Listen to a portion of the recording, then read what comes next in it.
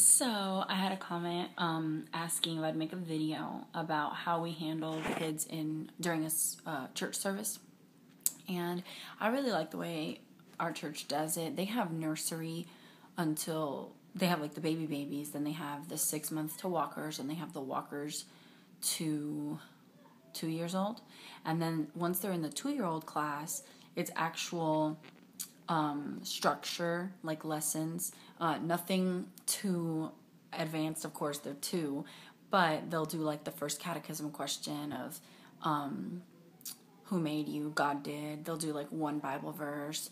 They'll have little Bible story time, and they're just really intentional about the routine, the structure that they do with them.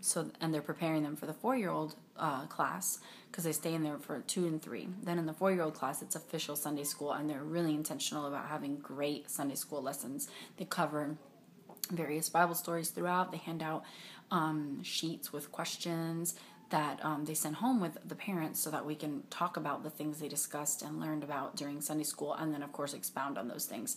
So it was really cool. And that's 4 to 5. And then once they're 4, they go there for Sunday school, and then they come into the worship, the music part of the worship service, and then we walk them back, and then they just hang out and play. But once they turn 5, they're with us. They go to Sunday school still, and then they come with us to the actual worship service and stay the whole time. And we're not there yet. So we're about to enter that next week. This will be our last Sunday approaching with our 4-year-old, soon to be 5-year-old, in our just in the music segment of the worship service. And what we plan to do is not be uptight about it. You really can't expect much for a 5-year-old. It's really neat the way they gradually introduce them at my church. And so he's been in the sanctuary before. He knows that we need to be quiet and listen. He knows when the word's being read. He knows when we're praying. He understands all of that. But I mean, I don't think there's anything wrong with having a notepad and paper to let them draw or write on. I don't think there's anything wrong with letting them have a toy, as long as you can teach them to not like fly around and be a distraction with it. I think probably sticking to educational stuff is the route we'll take. We plan to give him a special notebook for his 5th birthday that he will know, this is my church notebook. And I'm not really sure what we'll put in it yet because he can't read very well, but we may do games where we'll use 3-letter words like God, or stuff like that, and he can listen, and whenever the pastor says the word God, he can cross it out or circle it, just something like that to try to intrigue him to listen.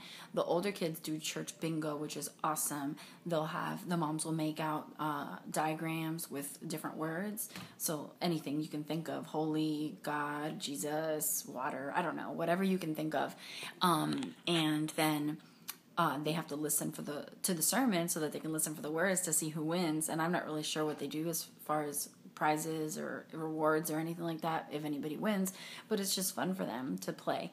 So that's really cool for the older kids, but my oldest is still too young to do like big stuff like that. But basically, I don't think it's a discipline issue unless they're like disrespecting you or disobeying you in the service. Like if you're telling them to be quiet and they begin to disobey or disrespect you, then of course I would walk them out and spank him and then bring him back. It's all training, you're training them so that hopefully by 6, 7, 8, they know how to sit through the whole service. And I don't think that you need to worry about what other people think. If other people don't do a toy or a notebook, who cares? It's your kid. You do what you think is best for your child. And honestly, we just need to be gracious with one another and not be so critical and judgmental to what each other are doing. Instead, give each other the benefit of the doubt that we understand our children and we know what's best for them and we know what's going to work best for them. And even if it's the total opposite that you would do, just be gracious. I mean, seriously, when we're looking at other people and thinking, I can't believe they have a notebook in the service, that child should be sitting up straight in a bow tie looking at the pastor the whole time. When the child is 5, those expectations are a little hard to reach, and it's really judgmental and critical, and it's just not okay.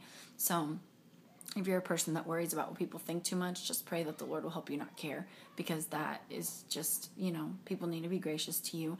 And if you're someone who is on that side, the critical side, be gracious, man. There's no reason to be looking and judging, you know? That's the root of that is pride. So yeah, that would be my advice. That's the approach we're going to take. And maybe I can make an update, a follow-up video to this after a couple of weeks where we have him in the service with us and see how it goes. But so far, that's the plan, and we're excited about it. So I hope this is helpful. Have a great day.